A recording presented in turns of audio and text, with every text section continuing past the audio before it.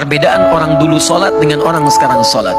Dulu orang sholat karena mengenal Allah terlebih dahulu, memahami bagaimana cara menyembahnya, maka kenikmatan sholatnya Masya Allah ketika ditunaikan, khusyuk sungguh tak terlukiskan. Ada orang ketika sholat tiba-tiba lewat anak panah, dia tidak bergeser sedikit pun dalam sholatnya.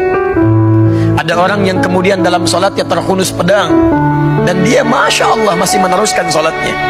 Anda bisa bayangkan, ada orang dulu bertakbir sampai gemetar. Ada orang dulu dalam keadaan salat sangat menikmatinya, sujudnya bisa berlama-lama, kenikmatan bisa didapatkan. Sekarang mari kita bandingkan dengan kita. Maaf, ada sindiran yang halus dalam Al-Quran tapi tajam.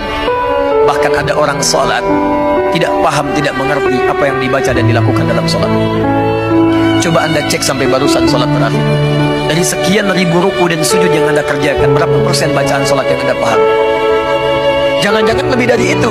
Kita pun tidak sadar bahwa ketika saat salat, ketika sedang menunaikan salat, kita dipersaksikan oleh Allah Subhanahu wa taala. Bahkan kata Nabi di Abu Daud nomor hadis 666, ada orang salat yang tidak sadar berapa rakaat sedang menunaikan salatnya. Hatta la yash'ur al-musalli kam raka'atan yusalli.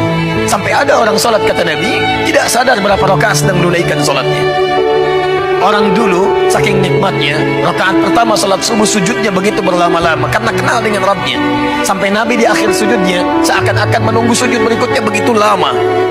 Karena itulah beliau nikmati sujud yang terakhirnya. Indah, Masya Allah. Bandingkan dengan kita. Dari sekian salat yang kita tunaikan, berapa yang kita nikmati? Jangan-jangan kita pun tidak merasa sedang menyembah Allah Subhanahu wa taala.